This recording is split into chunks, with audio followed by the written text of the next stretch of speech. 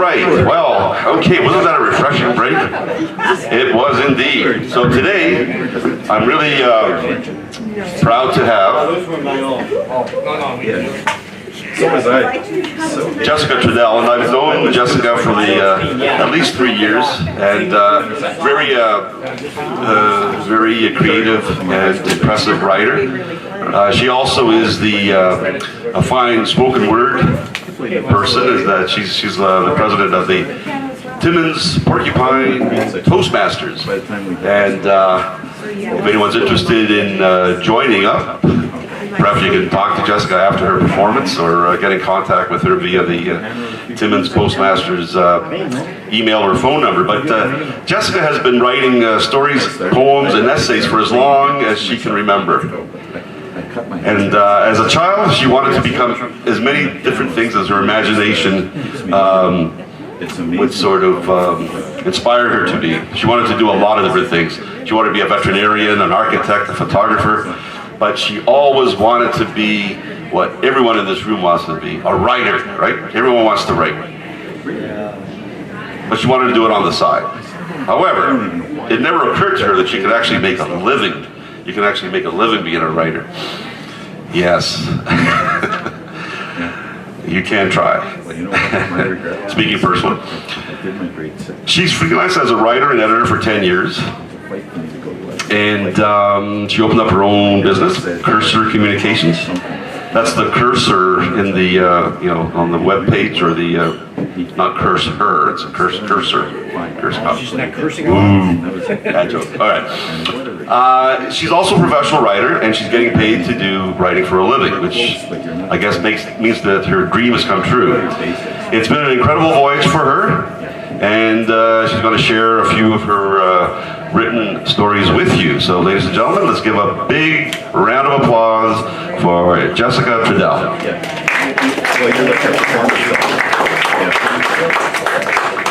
All right, there you go. Is this good enough for you? Or Yeah. You want to stand?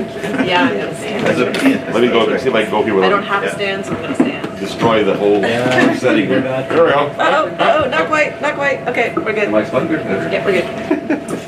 Well, that's Everyone good. can hear Hey, me? where's the stage man at? Can everybody hear me? Yeah. You've been doing that all night. I've been watching. What? My ears are gone. Well, thank you very much, Frank, for that lovely introduction. I have known Frank for a very long time. I've been coming to Timmins Voices for, I guess, a couple of years now, off and on. So I'm really glad that Frank's brought it back, and I'm hoping it gets to stick around for a long time to come. I believe, like Steve said, that culture and arts is really important in Timmins, and I want to really see that flourish.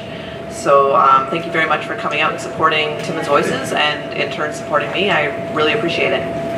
Now, as Frank said, I have been writing for as long as I can remember, and actually I've been a storyteller, I think, since before I could actually write, because I remember when I was a kid, all of my stuffed animals, they all had names, and they had ages and birth dates, and they had aspirations, and they grew up to have careers and kids, and they all had character development, like they never stayed the same, their personalities changed. So I think I've been telling stories since before I could actually put a pen to paper. So after that, I started developing into different forms of writing. I experimented with poetry and nonfiction and fiction. So I've never written just one thing. So once I could actually put pen on paper, I fell in love with writing. And it was something that I couldn't help but do. And I think that's what an artist really is. If you're an artist, you might do other things to make a living, but ultimately you always come back to your art. You can't not do it. You need to do it in order to just get through the day. I can't sleep at night sometimes because I have something swirling around my head. Until I write it down, I cannot fall asleep. And I think that's just what art is and what it does to us. So that's why I feel it's such an important thing. So when I was 12 years old, I submitted a poem to the Daily Press's annual literature contest. I don't know if you guys remember that. They used to do it every year. And this was back in, I'm aging myself here, but this was back in 1996. So I'm 30 years old. And I thought I would share that poem with you. I managed to get my aunt to drudge it up for me so that I could kind of show you where I started, because that was really the first public thing that I did. And I actually won that contest. I won first place in my category at the age of 12. And that really kind of that kind of cemented my love for writing. So I wanted to share that with you just because it's cute and funny. So it was called My Room, and this is how it went. My room is a mess, I'd have to say, but I'm going to clean it someday. Honestly, I will if I could get inside. But if I ever try, you better run and hide. I have toys, clothes, and books all over the floor, but I wouldn't be surprised if they burst through the door. But this is a good thing, no doubt, because it keeps my little sister out. So that was my poem when I was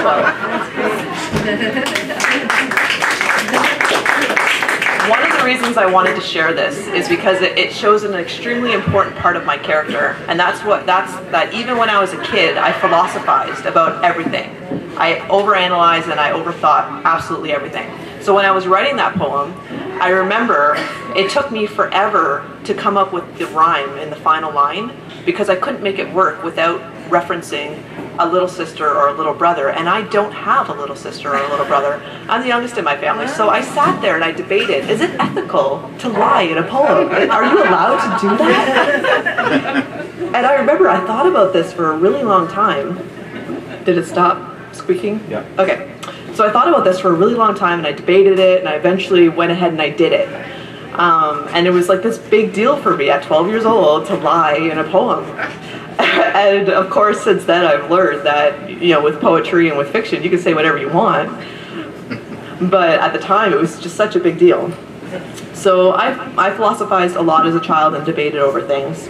And one thing I wanted to share with you, and this is a nonfiction piece that I wrote.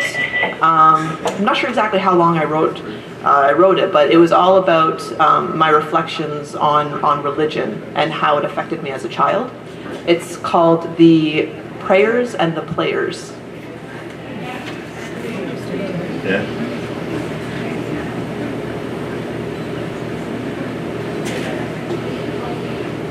And with this, you're going to get a lot of my life history as well. In 1997, a lot of things changed in my life. I was sent back to live with my mother after 5 years in the custody of my aunt. I had to move to a new city, a new house, a new school, and leave the friends I'd made 800 kilometers behind. To make matters worse, because my mom was already planning to move before my arrival, I had to change houses and schools again only 2 months later. As a result, I attended 3 different schools in grade 8 alone and was in dire need of stability before crossing the terrifying threshold into high school. I sought comfort in my religion. Church was a place that offered consistency and support.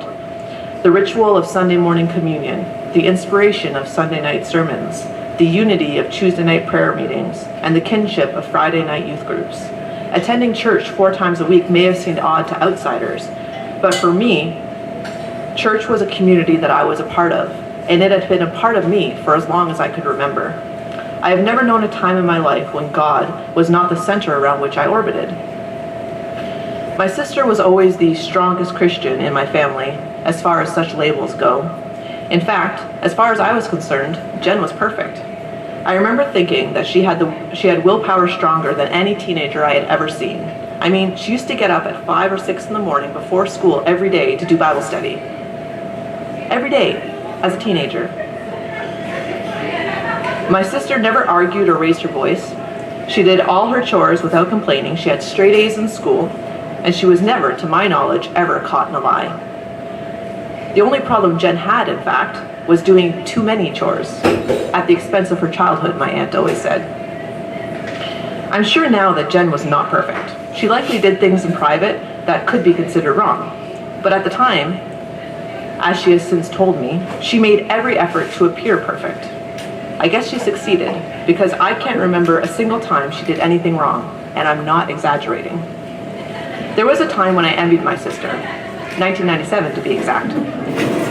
Having just moved back in with my mother and being about to start high school, I was feeling extreme pressure to live up to Jen's pristine image. I felt the opposite of perfect, the contrary of Christian. Not only was I an habitual liar, but I stole occasionally, argued often, rebelled against everything my mother said, and was fascinated by sex. To me, these things meant I was a bad kid and a bad Christian, even though I'd never done drugs, smoked a cigarette, had sex, or been violent. I lived every day in a state of guilt over my ungodly thoughts. A week before I was to begin high school, the guilt was so overwhelming that thoughts of suicide began to enter my head. I didn't have anyone to talk to. My family members were practically strangers, and I had no friends in this new city. The only solace I had was in the belief that I could tell God anything, and He would forgive me. There was a place near my mom's house, a park across the street tucked in behind the neighboring duplexes. It was a huge space, mostly circular, that was almost entirely enclosed by backyards. There was a well-worn path through its center. On one side, a small playground equipped with a simple jungle gym and a swing set, and on the other side, a large field of grass that nobody ever seemed to use. I entered this park on that day looking to make a change for myself. I'd heard of Christians recommitting themselves to God after being on the wrong path, kind of like a married couple renewing their vows. Now, this ritual seemed necessary for my very survival. Sitting on the cold, rusty red metal of the jungle gym, I prayed earnestly, recommitting myself to a relationship with God and a renewed effort towards perfection. It didn't work. In fact, the act of recommitting myself only made my feelings of guilt and unworthiness stronger. I felt like I was breaking a conscious and solemn vow to God rather than just rebelling against an ideal others had imposed on me. I felt guilty constantly, more than daily, more like hourly.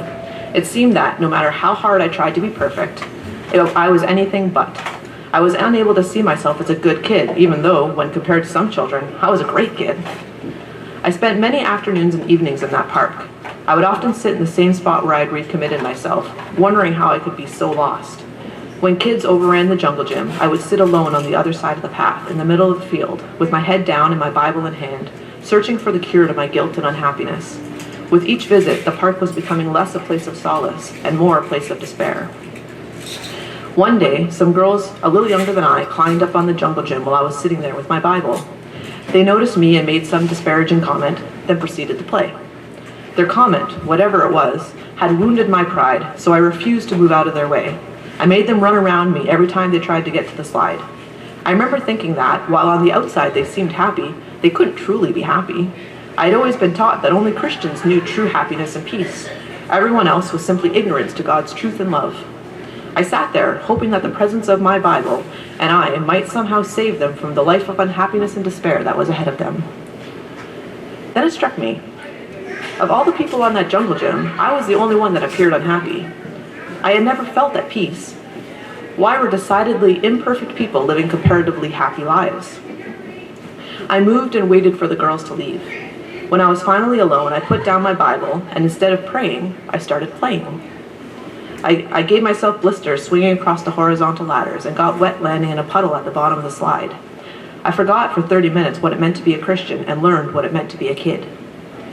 It's been years since I've seen that park, but I clearly remember that faded path and all its implications. On one side was the childhood I couldn't find even when I was looking at it, touching it. On the other side was a large void I couldn't find the answers I was looking for in, even on the clearest day. But I can also remember that, before that day, I never felt more happy or at peace.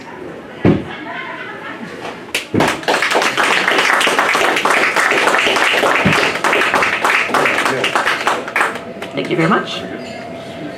So as I mentioned, I've always kind of prided myself on being a varied writer. I don't write just one thing. I like to experiment with different forms in order to broaden my skills and polish my own style. One way I've done so is through writing poetry. I'm going to share with you some of my poetry tonight. Important things to note is that anytime, I guess the nonfiction in me kind of comes through. So anytime I write poetry, even though it may be fictional to a certain extent, I like to draw on personal experience. So a lot of the themes that you'll hear in any of my poetry, not just what I read tonight, but a lot of other poems that I haven't even read myself in years, involve things that are going on in my life. So for me, it's children right now. I have 4 children, 4 girls. My oldest is 8, my youngest is a month old. So I keep busy with kids, and that also extends to the family that I grew up with. And then there's also small town themes. There's every once in a while there's a nature theme because we're surrounded by the cold winter here, and there's no shortage of inspiration there. And then basically I just draw on those personal experiences, and then I might take some liberties, so don't necessarily think everything is factual. So the first poem I'm going to read is called Platoon. The first little soldier appears at the corner of her eye, translucently camouflaged against her peachy skin. There is a still masking silence as it lingers there, until it is finally dispatched, followed by a platoon of tears. Outnumbered, my objections are quickly quelled, and she gets what they came for. The next one I'm going to read is called Screams, and this is more other family. Your face smiles up at me, full and pretentious in a quasi-maternal way. Your eyes gaze, unblinking, which gets me thinking about that day I moved 800 miles away just so I could smile again. With rolling eyes and cliche sighs, I decline the call. I imagine you pretend it doesn't matter, like the way you shrugged at my departure. I'll never have to know if I don't pick up the phone. And then the last of the poems for this section is called Restless Energy. And anybody who's lived in a small town long enough will totally understand exactly where this is coming from. Full of restless energy, my ambitions, desires prick the surface, tick down the moments till I break away, till I explode. But contained in this bubble of small town dreams, there's nowhere for it all to go. I'm crushed by everything I'll never be, and so instead I implode.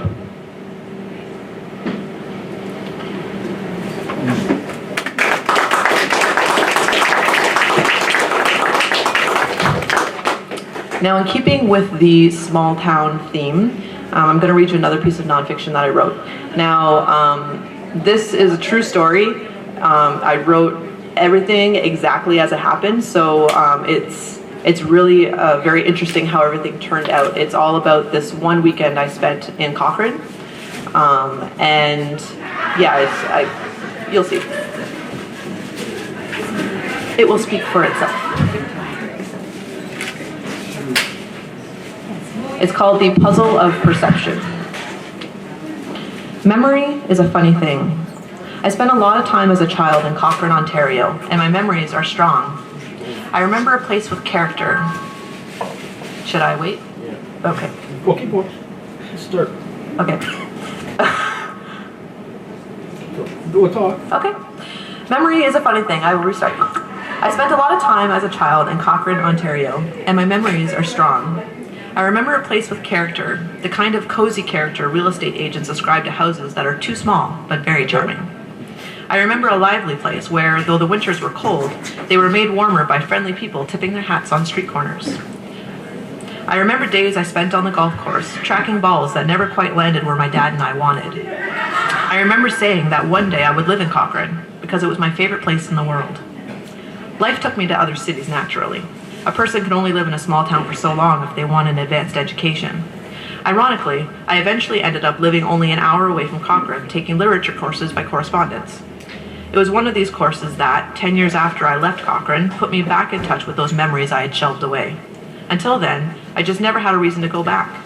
The opportunity presented itself, however, when I was challenged in a creative nonfiction course to observe something from my childhood and describe how it had changed. My childhood wasn't particularly traumatic. My parents divorced when I was too young to appreciate the difference. Not wanting to be far away from me and my siblings, my dad lived in Cochrane, only an hour away from where we lived in Timmins, Ontario. Due to his 7 days on, 7 days off schedule at the mine, he picked us up every second weekend and brought us to Cochrane. I remember clearly how excited I was to visit my dad in Cochrane. During the hour-long car ride, if my British-born father wasn't singing along to the Beatles, I would listen to Disney movies that my dad had recorded on cassette tapes. I'd spend much of the trip staring into the forest along the highway, hoping for a glimpse of a wild animal. For all my time as a child in Northern Ontario, I can only remember seeing one once. One that wasn't roadkill anyway. My dad lived at the Trudel Motel in Cochrane, in a 2-bedroom apartment upstairs from the owner's own. During the 6 months that comprised spring, summer, and fall in Northern Ontario, he and I spent very little time indoors. My dad was an avid golfer, and I was his eager caddy. We spent countless hours on the golf course chasing balls and attempting to shield ourselves from the unpredictable weather. We made up lost golf time in the winter, of which there was plenty, playing mini-putt in his kitchen, or devoting ourselves to puzzle building. The latter was one of my favorite activities. I remember one particular image, a 5,000-piece puzzle of several docked ships one which had a Canadian flag at the top of its mast. I spent hours sifting through piles of sky blue puzzle pieces, searching for that one with a smidgen of red on it from the flag. When we were done, my dad framed the puzzle, making the months put into it worthwhile. I had stored those memories for a long time, but they quickly resurfaced when the opportunity arose to go back to Cochrane, because of the essay. It was an easy choice to do so, partly because I'd been meaning to make the trip back someday, but also because it was an excuse for my fiancé and I to leave the kids with his mom and hole up in a motel room under the pretense of scholarly work. Feeble efforts were made to edify the trip, like scheduling an interview with the local branch manager, bank branch manager, and planning a few sightseeing trips to places that were either new or different from what I remembered. But I admit, we spent most of the time in that February in the hotel room, watching old Bond films and staying warm. Up until the point we made the trip, I'd always maintained that Cochrane was one of my favorite places in the world, and that I would love to live there one day. Going back with my fiancé then, at the age of 24, the memories were so clear, I felt confident nothing could shake my love for that small town. During my limited research, I uncovered the following. Cochrane, Ontario is a town with a population of just under 5,500, grown from about 5,000 10 years ago. This is, of course, back in 2004. Though the population had grown, the town had not, and with only a few new buildings having been built since my last visit. The population growth can likely be attributed to the increase in mining jobs in nearby Timmins, coupled with the lack of affordable housing there. Many people who work in Timmins have come to roost in Cochrane because, though the commute is long, the living expenses are incredibly low. These facts do not bode well for the local economy, the bank manager I interviewed stated. Cheryl was greatly concerned about the situation in Cochrane. Many of the town's residents had been there for a long time and are quickly reaching retirement age, while most of the young people have left town for education and employment elsewhere. She noted, most small business owners have not bothered to train someone to take over their business when they retire. With most of Cochrane's businesses being local, Canadian Tire, Tim Hortons, and Giant Tiger being some of the few exceptions, local businesses are soon going to be forced to close as their owners retire. And unfortunately, she added sadly, no new owners want to move to town. Cheryl herself had only recently become a resident of Cochrane. She took the promotion out of Timmins 3 years prior, but even she did not actually move to the city limits. She, like many of the others who had contributed to the meager population growth in Cochrane, took up residence outside the town on a rural road. This avoidance by Cheryl and many others explains to me why few new buildings have been erected in Cochrane. Nobody actually wants to live within the town core. Cochrane has its unique charms. For one, there are no traffic lights within the town's entire limits. Every intersection, instead, is adorned with one or more stop signs, ample enough to direct the Cochrane's minute traffic. Cochrane is also known for its longtime mascot, Chimo, which in Inuit means welcome, a large polar bear statue that stands at the intersection of the only two roads that lead into town. Everybody that enters Cochrane is greeted by Chimo. According to the Town of Cochrane website, the polar bear has been a symbol of Cochrane for over 50 years, although no one really understands why, since Cochrane is too far south for indigenous polar bears. Still, the polar bear can be seen everywhere, in various town logos, the Polar Bear Express, which makes even more remote regions accessible by train, and now the polar bear exhibit. I was shocked to learn that real living polar bears were now being held in captivity in Cochrane's newest tourist attraction. The exhibit's brochure stated that polar bears were non-releasable for their own protection, as polar bears are now near extinction. The brochure explained that the goal was to rehabilitate the polar bears and foster public appreciation and education. While I was touring the site, it was impossible to ignore the large male polar bear roaring angrily at the fence, which the tour guide admitted was because the bear was restricted from mating with the females in the next pen. While seeing a bear up close was fascinating, I was ultimately unimpressed. I couldn't understand how maintaining 3 non-reproductive polar bears in separate cages would help the endangered species. At best, it seemed like a desperate attempt to boost tourism. After all, is it possible to use the words rehabilitation and non-releasable in the same sentence without contradicting oneself? At least, I thought, I got the chance to see some wildlife, though I was not convinced their situation was much better than the roadkill I'd witnessed as a child. Hopefully, the money Cochrane gains from tourism will make up for the tax dollars I spent maintaining the exhibit, but those I spoke to who live in Cochrane, including Cheryl, were not excited by the exhibit either. She admitted that visiting the polar bears once was intriguing, but she also maintained that, that it was doing nothing to improve living conditions for Cochrane residents. Not the way that repairing the town could. Downtown Cochrane, I agreed, was looking old and broken down. Nothing had been updated in the 10 years since my last visit. When I mentioned that local businesses might benefit from improving the aesthetics of their storefronts, Cheryl eagerly agreed. She talked about a program recently implemented in Timmins that allocated funds for small business owners to clean up their stores' exteriors, thereby beautifying the downtown core. Cheryl thought the town of Cochrane should make a similar investment, though doubted it would happen anytime soon, as there was no one to spearhead the program.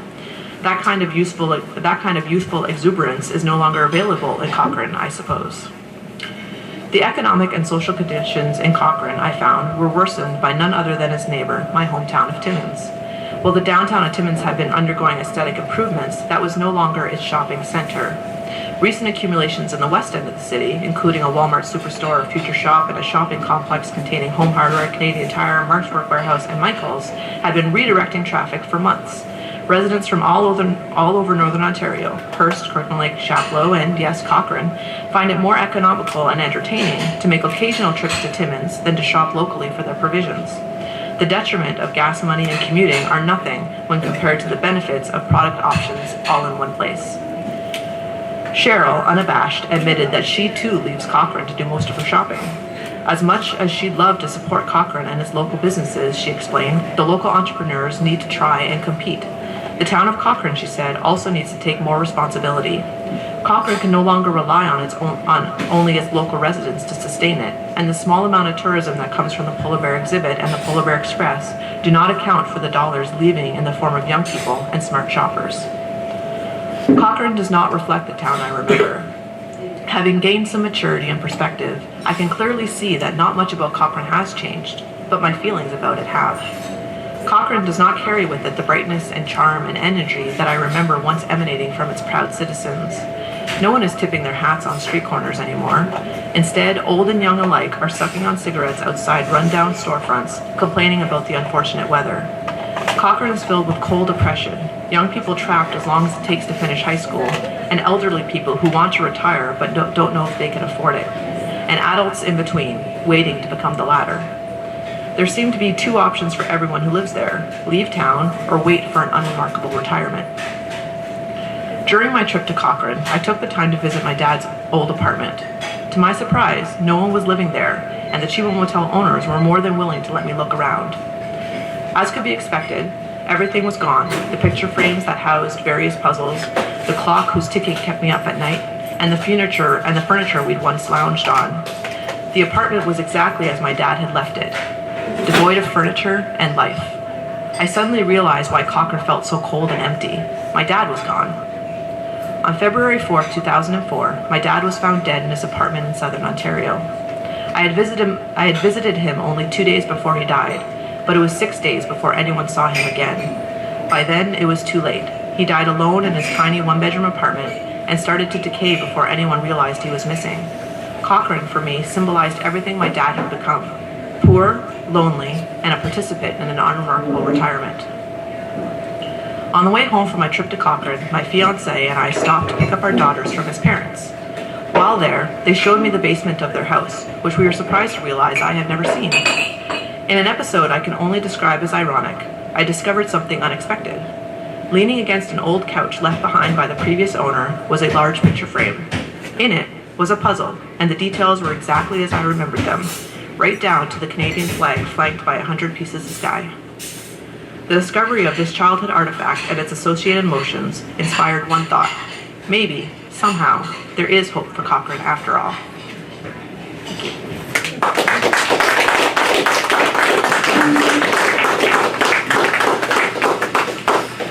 It's really long, eh? Takes a while to get to that ending. Okay, so I'm going to share with you a few more poems from my varied collection. One thing that's important to note is I'm a really big believer in REMOs. I don't know if you guys know what those are. They're writing months. So there's a whole bunch of different writing months that people have come up with. I think partly for the sake of coming up with a new REMO, but some of the ones I participated in are NaPoWriMo, which is National Poetry Writing Month, and NaNoWriMo, which is National Novel Writing Month. And there's HaikuWriMo and all kinds of different things.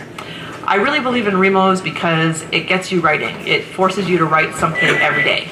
So you write one poem a day for 30 days, or you write 50,000 words of a novel in 30 days, or you write 30 haikus for the month, whatever it happens to be. It's not about writing a quality poem, it's just about getting the words out on paper. So a lot of the poems that I have came from NaPoWriMo. Originally, they were complete crap, but over the years, I've edited them and they've gotten better, right? So that's why I'm a big believer in REMOs, because even though you might come out with complete drivel at the beginning, there is the opportunity to make it better over time. And I'm, as an editor, I'm a big believer in the editing process. So I don't know if any of you have ever had the opportunity to participate in a REMO, but kind of moved away from it because it doesn't produce very good quality work. Can you explain what a REMO is again? I missed It's a writing month. It's short for writing month. Oh, writing month. REMO. Okay, sorry. Yeah, so it really is just a short form of saying writing month. Okay, thank you. No problem. So yeah, if you ever have the opportunity, I greatly encourage you to participate. Even if when you're writing, it sounds terrible and you hate every second of it. Why don't we do one here? Just do it. We can do a REMO at Timmins Voices and say, this month we're going to write about, and then the next month people can come and read it. Okay, what should we write about? Well, you can talk. You can arrange that. You're the organizer. I thought you would. All right. So as I mentioned in the various essays and in my talking, I've been getting my university education via correspondence. I went to college at Northern College here and got my diploma there, but then I'm also getting my English major via correspondence. So as a person living in a small town trying to get a university education, it's really expensive, it's really difficult. You have to manage your own time. You don't get that experience of being at the university. So I wrote a poem that kind of captured the irony, because people always ask me, why would you get an English degree? What can you do with an English degree, especially in a small mining town? What are you going to do with an English degree in a mining town? So the irony of, getting an English degree in a mining town has not been lost on me. So I wrote a poem called Mastering the English Language. I've been pissing money for nearly half a decade through 45-minute lectures 8 times a day, 5 days a week. Now, my bladder lighter, I exit bearing a load of debt that won't be relieved for 45 years of working, 8 hours a day, 5 days a week. Good thing I've learned the art of wordplay and turns of phrase. Worth every damp penny.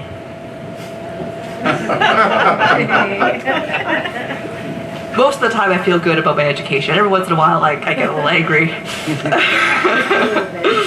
So all sarcasm aside, being able to earn a living as a writer is the most satisfying thing I've ever accomplished.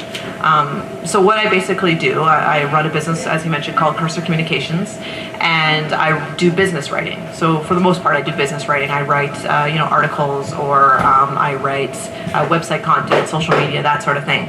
So it's not really perhaps creative writing in the way that we think of it in this setting, but it's no less challenging, and it's no less rewarding as a writer. It allows me to do what I love to do on a regular basis, and I'm very proud of myself for having done that. Now, the thing to note is that when I was 12 years old and writing a poem for the Daily Press, as I was thinking at the time, writing's great, I love it, but I can never do it as a career. You can't write for a living. Back then, social media wasn't nearly so rampant. Blogging as a career was not a recognized thing. So I always thought the only way to make a living as a writer is to sell a best-selling novel and live off the royalties. But what percentage of the population gets to enjoy that privilege? A minute amount, right? So for me, writing for a living was a pipe dream. It was like saying you wanted to be a rock star. It only happens to a very small minority, and it's a short-lived career. So now that I'm actually writing for a living, I really wish that somebody had told me when I was 12 years old that I could actually write for a living, because I would have saved myself a whole lot of time going and getting a business diploma and other practical things that I thought were more important. But then again, my business diploma paid off too, so I guess it all worked out in the end. So as I developed my writing, I learned, as I mentioned, that fiction and poetry has a lot of liberties to it. So I experimented a lot with those forms. You can make up anything you want with fiction and poetry. It's great. Who doesn't want to be able to make stuff up and pass it off as their own? So I'm going to share a few more poems, a few just kind of random samplings of various things I've written, including the only poem, starting with the only poem I've ever had published. I haven't actually really tried to publish anything, so I guess it's my own fault that I'm not published. But this is the one thing that I published, and it wasn't even really me trying. I submitted it for a contest, and one of the prizes was publication, so I really wasn't even trying to get that published either. It was just kind of a added bonus. But I'm going to start with that one, and then I'll read some other poems as well.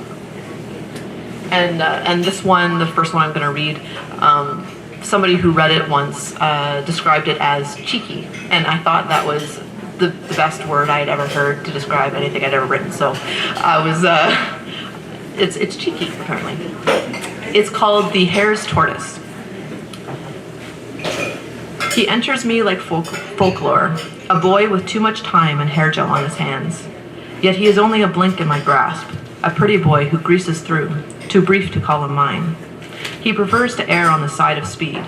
I, a tortoise to his hair, delight in being rolled over when he breezes past.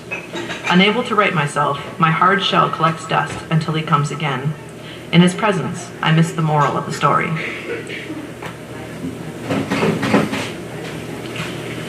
This next one is called Dining with Rats. It's inspired by the, if anyone's ever experienced the uncomfortable feeling of eating dinner with somebody you really hate. It's called Dining with Rats. 10 minutes in, you and I are clutching cutlery, smiles stoic. I chatter like teeth in winter, my voice mimicking the sound that fork makes on your plate. Your mouth sees no occasion to open, to expose itself to this icy atmosphere, this man-made frost. I must be dining with the rats again, the way I'm spilling my words onto my plate. I read somewhere it takes a whole hour for rats to freeze. My verbal diarrhea tastes like welcome cyanide. And the last poem in this segment, the last poem of the night, but not the last reading, sorry. It's called Art Appreciation. Art Appreciation 1, technically, because I've written a few. I don't just appreciate writing, I appreciate all forms of art. I'm a big art connoisseur. And this one was inspired by the sculptures of Arp. I don't know if anybody's familiar with Arp, but he creates these really basic, primitive structures, and there's no real, it's not anything. You can't tell what it is. It's not meant to look like anything. So anyway, you should Google him later, maybe, and then you better appreciate the poem. But it's called Art Appreciation 1, or another title is Waiting. Primitive and untouched, it seems to undulate, swelling with static growth. Like a newborn thing, neither the color nor the lines matter, so much as the smooth, bowing surface. It is pristine, and it is nothing.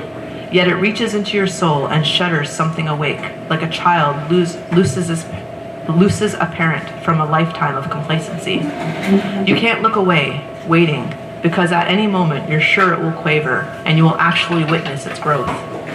But just like a parent, you will be disappointed, for you'll blink or look away, and suddenly you'll realize that it has become something else. And still it undulates while you watch, waiting for you to change.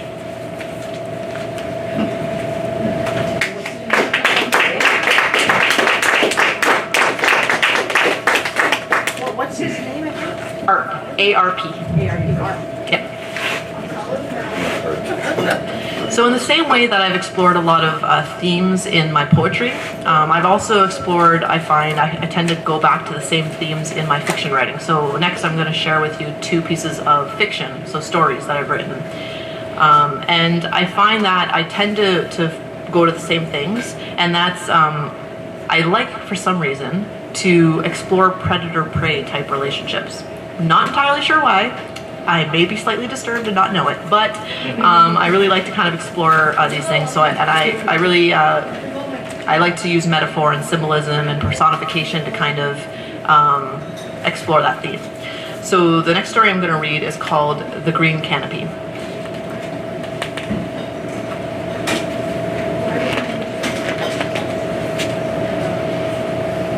It was early evening at the Green Canopy. The elegant dining room was buzzing with activities as waiters and patrons weaved between the heavy wooden tables and thick foliage that decorated the room. A steady hum surrounded the diners as the whispers of many voices filled the air. Humphrey sat quietly at a small table near the entrance rail, where an arrangement of tropical flowers had captured his attention. Gazing at the blossoms, he didn't notice when a waitress approached him and asked if he was ready to order. She stood silent and unmoving, with her hands folded neatly in front of her, patient but ready. After several moments of silence, she repeated, "Are you ready to order?" Her voice was kind, but carried a sense of urgency. Humphrey's arms leapt off the table. He must have looked like he was about to take flight, but then they quickly settled down at his sides when he caught sight of the waitress. He smiled, then laughed with pleasant surprise. She was tall and lean, her sleek uniform comfortably hugging her slender frame. Her skin was beautifully tanned. He was struck by her large, round eyes and thick, dark hair that together lent her an exotic flair. Humphrey must have mustered up his courage and greeted her with a warm smile. "Certainly, but aren't you going to introduce yourself?" He was at once impressed with his own charm and embarrassed by his own arrogance. His British accent is charming, he hoped she was thinking. After a few awkward seconds of silence, during which time the waitress looked over her shoulder several times, Humphrey was surprised to hear her say, "Manola." Her voice was as calm as her demeanor, and she finally smiled. Distracted by her rolling South American accent and perfect teeth, Humphrey was momentarily confused until he realized that she had said her name. Manola twisted her neck in the direction of the kitchen, and Humphrey took that moment to examine her delicate features once more. "Pretty," he said, to draw her attention back. "I've never heard that name before. Where are you from?" Humphrey wanted to ask her to sit, but he knew that would be inappropriate. "Mexico," she replied. Having already appreciated the tone of her even, supple skin many times, Humphrey smiled and attempted a joke.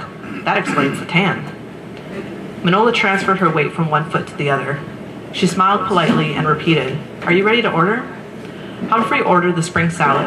He made sure to speak firmly, mimicking the high-class patrons he observed here on many occasions. "Absolutely, sir," she playfully hissed. Manola wasn't easy to fool. As he watched her walk away, he could only hope that the subtle charm of his accent might counteract the negative effects of their awkward first encounter. "Call me Humphrey," he attempted to call after her, but the hum of his gentle voice blended with the human air and didn't carry. He was surprised to see her stop and turn to smile at him.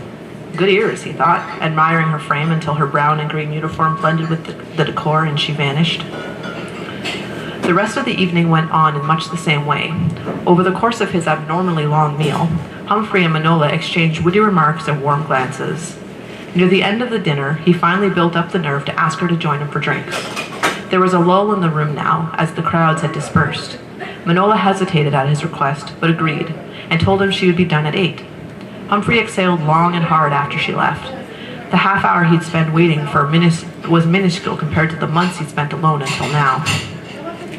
Since he'd left England several years ago, he hadn't really met anybody he could call a friend. Many women were drawn to his distinct accent, but most didn't contact him after the first date. He had never been very graceful with conversation, and he was even more ungainly on his feet. To make matters worse, he was also prone to catching colds, so his sniffling pink nose and scorched red throat were obvious barriers to drawing in a beautiful woman. He hoped for better luck with Manola, who was by far the most exotic woman he had ever managed to attract. He tried to imagine how the night would unfold, but decided he'd rather not think about the fact that this would probably be their first and only date. Manola returned to the table as promised. As she emerged from the dense foliage of the room, he gazed at her as though only now seeing her clearly. She had changed out of her uniform, replacing it with hip-hugging jeans and a delicate pink top. Her hair was no longer pulled back, the waves now hung loosely about her face, which came to a definite point at her chin. Her face was almost triangular, he thought. When she approached the seat across from him, Humphrey rose quickly to pull out her chair. In the process, he managed to bump the table so that his wineglass rocked precariously and began to fall. Manola reached out and caught it swiftly between her thumb and forefinger, saving the expensive wine from an unfortunate fate. "Fantastic reflexes," he said airily. as though the near tumble had taken the wind right out of him, and he flushed red with embarrassment. "Don't mention it," she responded, graciously accepting the seat he offered. She smiled at him and asked, "Do you mind if I order something? I'm starving." Manola quickly took in the scene around them, which struck Humphrey as slightly paranoid, but he quickly realized that perhaps Manola didn't trust him enough to be alone together. He stayed silent, allowing her to become comfortable on her own terms. She glanced at the jolly round couple at the next table, quietly enjoying their soup and salad. The lady sat delicately nibbling a piece of lettuce while her husband slurped ceremoniously from his spoon. The woman's unusual coif caused strands of hair to protrude like antennas. Humphrey had followed Manola's gaze, observing with her, but he was suddenly aware that Manola had stopped looking and was stealthily raising her menu. After a brief pause, she folded it and shrugged. "I don't know why I bother looking. I always get the same thing." When her coworker approached to take the order, she requested a medium rare steak. "Hold the vegetables," she added as the waiter started to walk away. Humphrey raised an eyebrow in question, but Nola just smiled and shrugged. Humphrey did most of the talking while she enjoyed her meal. He spoke openly with her about England and his family there. He even talked about how unsuccessful his previous attempts at dating had been. Eventually, he ended up on the topic of religion, explaining his views on God. By this time, she had finished her steak, with only the bone remaining and a small pool of blood on her plate. She dabbed at the corners of her mouth with a napkin. As she did this, he decided now was a good time to bring her into the conversation, so he asked about her own religious beliefs. She seemed surprised at his question, but after careful thought, responded, "I don't have any beliefs really. My mom was very religious. She named me Manola because it means God is with us, or something like that. But I never really developed any beliefs myself. Still," she added thoughtfully, "I pray every night before I go to sleep, just like she taught me." "And your father?" Humphrey inquired. Manola swallowed a meatball and said, "Never met him. Mom said he was only necessary for conception." Humphrey's face reflected his surprise, and the awkward silence was broken only when they both began to laugh. Manola added, "She had a very good sense of humor." Humphrey was satisfied with the conversation, even if he still knew very little about her, because the sound of her lilting voice and soft laughter was soothing. Humphrey decided it was time for a change of scenery and asked her to join him for a walk along the canal. She agreed happily, leading him out the front door and heading east, giving him no choice but to follow. He was momentarily concerned that she was taking him away from the direction of his apartment, but decided that he didn't care where this beauty led him. He'd follow her into the river if that's where she wanted to go. As they walked, Humphrey talked exuberantly. His strides were short, but his arms gesticulated enthusiastically. Manola was much more subdued, listening attentively and watching him alertly with her large green eyes.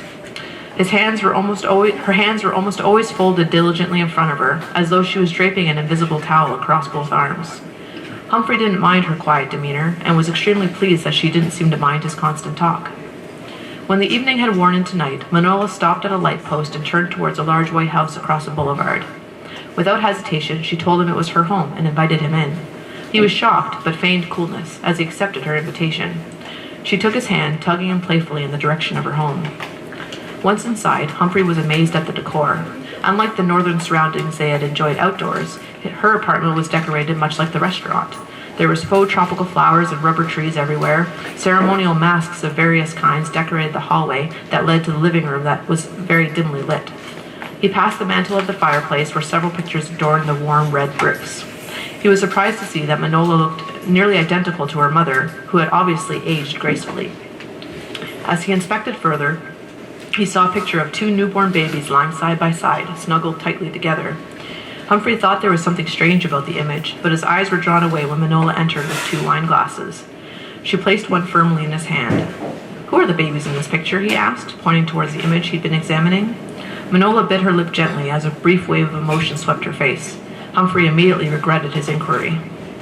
Manola recognized his remorse and said with a reassuring smile, "It's okay. That's me and my twin sister." She picked up the picture and turned it towards the light coming from the front hall. Humphrey suddenly understood. "We were Siamese twins. We needed to be separated because we were sharing some vital organs. Only one of us could live, so here I am." Humphrey interpreted her matter-of-factness as a defense mechanism and decided not to pry further. As he looked up from the photo, he saw the look of Manola's eyes change from aloofness to mischief. She put her own wineglass down on the mantel, then took his and did the same. He saw the aggression in her eyes, perceived her intent, and quickly stammered, You haven't had too much to drink, have you? He unintentionally made it sound like she only had one answer from which to choose. She cocked her head to one side, the wild look in her eyes affected only by the brief glint of laughter that flashed through them. Her deep gaze kept him mesmerized, and he found himself following Manola's lead for quite some time. From their initial kiss by the mantel, to their chaotic trek down the hallway, to their final resting place in Manola's bedroom, her complete lack of inhibition astonished him into submission. His typically organized and polite character was forgotten to the point that he didn't even flinch at the sound of a lamp crashing to the floor. Later, Manola and Humphrey lay beside one another and stared at the ceiling. He smiled foolishly at the hard white plaster and replayed the evening in his mind. He remembered how temperate she seemed at the start and was amazed again by how warm she turned out to be. Manola was quiet beside him. He wondered if she was replaying things as well and hoped she was not displeased with how things had turned out. He was about to speak when she suddenly sat straight up and twisted her head around to look at him. Her eyes were void of the various emotions he'd seen tonight. In fact, they were completely empty of all emotion. Before he had a chance to consider the implications of this, she flung herself on top of him. Her elbows pressed in on either side of his arms, and her legs straddled his thighs. Her beady eyes gazed at him silently. Humphrey opened his mouth to ask what she was thinking. Suddenly, her hands flashed forward and were on his neck. At first, he didn't understand what was happening, but he then noticed that she had effectively pinned him down with her body weight, keeping her limbs at bay with her own. Her thumbs pressed deeply into the front of his neck while her fingers wrapped around the claw at the back. The whole time, her eyes continued to stare at him, unblinking, even as he began to struggle. She knew what he did not know yet, that he had reacted too late. She grabbed his neck immediately after he exhaled, striking so quickly he didn't have time to breathe in again. Humphrey fought hard, but quickly realized that she was stronger than he was. He tried first to throw her off, then focused his attention on wriggling out from underneath her. There wasn't enough time to try various strategies, however, and he didn't have enough wits about him to think them through. His body gradually went rigid, then limp. Manola sat up slowly as she continued to watch her prey attentively. When he did not move, she seemed satisfied and dismounted to the side of the bed. Leisurely, she folded her hands and knelt down for her nightly prayer.